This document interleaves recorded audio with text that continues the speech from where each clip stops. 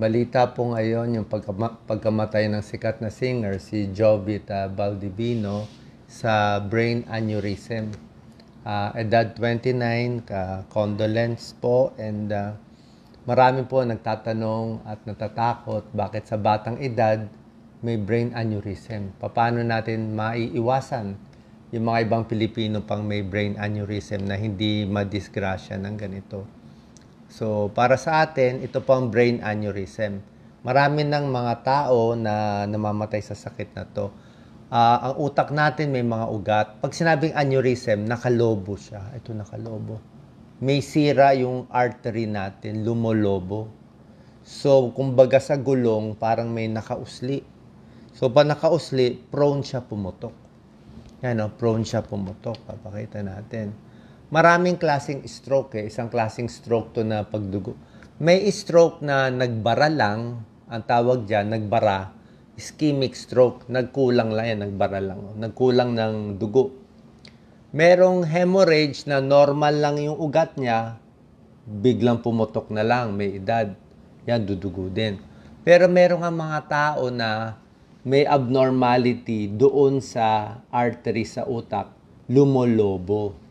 Sabihin, nakausli, kaya prone pumutok. Yan, pumutok. So, sintomas nito, sobrang sakit yung ulo. Pero habang di pa pumuputok, sumasakit-sakit na ulo, minsan nasusuka. Pero pag pumutok na, stroke symptoms na yon. Minsan mahirap na mahabol. Kaya habang may headache pa lang, kailangan papacheck na. So, lahat tayo may headache. Paano natin malalaman kung headache ba ng aneurysm? Dapat may lahi kayo, o high blood, o feeling nyo kakaiba yung headache, parang sobra sakit, o paulit-ulit. Sini-CT scan, MRI, minsan nakakakita ng clue. Papacheck sa neurologist. Sino ang mga prone magkaroon ng aneurysm? Normally, sa mas may edad to Dapat above 40. Kaya lang, dito nga sa nangyari, sa mga case, minsan kahit mas bata, pwede rin magka-aneurysm kasi namamana to. Nung pinanganak, meron na. Pwede kung bata ka pa, high blood ka na. Like, possible matagal ka ng high blood, kahit 29 years old ka pa lang, high blood ka na. Stress ka na, very stressed, baka naninigarilyo, kung may bisyo man, o baka may injury na bagok ulo, lahat ito nakakadagdag. Kung may blood pressure na hindi nakokontrol, yan, smoking, yan ang mga risk factors natin. Ito po, ganda ng mga pictures na papakita pa paano pumutok. So pag may high blood, kaya sabi ko nga lagi, maganda yung amlodipine sa high blood, control ang blood pressure. Kung 120/80 lang ang blood pressure mo, hindi yan puputok.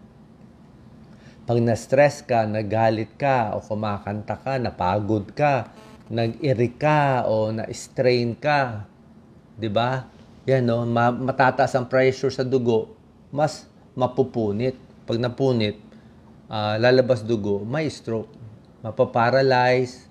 Pag dumami yung dugo, nakamamatay. Okay? Kahit maliit lang yung aneurysm, hindi po maganda. Pag na-stroke na, may hindi na makasalita. Maraming tao may aneurysm, di nila alam, hindi naman pumuputok. Merong swerting gano'n siguro, nasa hugis ng aneurysm. Yan, So, pag pumutok na, sobra na sakit ang headache. Matigas na yung leeg, nagsusuka na, nawawala ng malay. Pero gusto natin mahuli to habang nag-uumpisa pa lang. Yan, pumutok na. Gusto natin, habang nag-uumpisa pa lang, leaking pa lang, ito gusto natin. Yung nagli-leak pa lang, konti pa lang yung punit. Yan, Kung konti-konti pa lang, mag-headache na yan. Yan, Mas mahuhuli natin. Papacheck up tayo sa doktor pag sobra sakit ang ulo, may lahi kayo ng aneurysm, o kahit yung high blood lang, dapat makontrol. Kaya nga, kung di natin alam, dapat wag lang masyadong pressure, wag lang masyadong stress, relax lang muna. Ayan, Alcohol, hindi rin maganda. Mas nakaka-prone din sa brain hemorrhage, brain injury, nababagok. Congenital defects, smoking, drug abuse, lahat ito risk factor, stress. Hindi natin alam So yan po, namamanhid, naglalabo mata, depende kung anong lugar ang may stroke. Tapos anong gagawin? CT scan kung may bleeding na or MRI. Pero kung wala pa, ang ginagawa ng neurologist, angiogram, cerebral, hindi heart angiogram, cerebral angiogram, para makita yung may abnormality, may nakalobo. Anong gamutan? Usually, siyempre, medical na gamot, control ang blood pressure, wag magagalit, relax.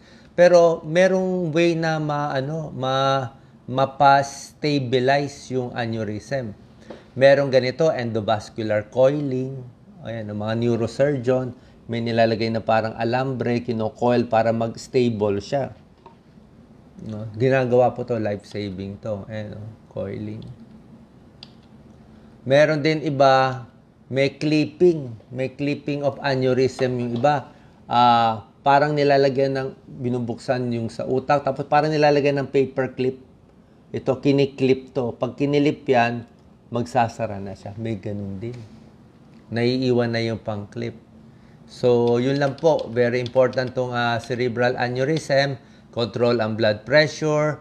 Kahit sino naman, di ba? Minsan, di natin alam kung may lahi tayo o wala. Kailangan lang po, lagi tayong maingat, lagi tayong magpapa-check up. At ito nga po, pag ganito yung sakit, ang stroke kasi very deadly. Kaya makontrol yung blood pressure, lalo na kung may high blood, gusto natin 120/80. At wag yung biglang, minsan kasi okay naman ang blood pressure, tapos biglang nagagalit, biglang nai-stress, o hindi nagpapa-check up, o baka may heart enlargement na, tapos may high blood pa, lahat ito nagiging risk factors. Ang nangyari ngayon, pabata ang nagkakaroon ng high blood dahil sa pagkain, dahil sa lifestyle, tsaka hindi rin nagpapa-check.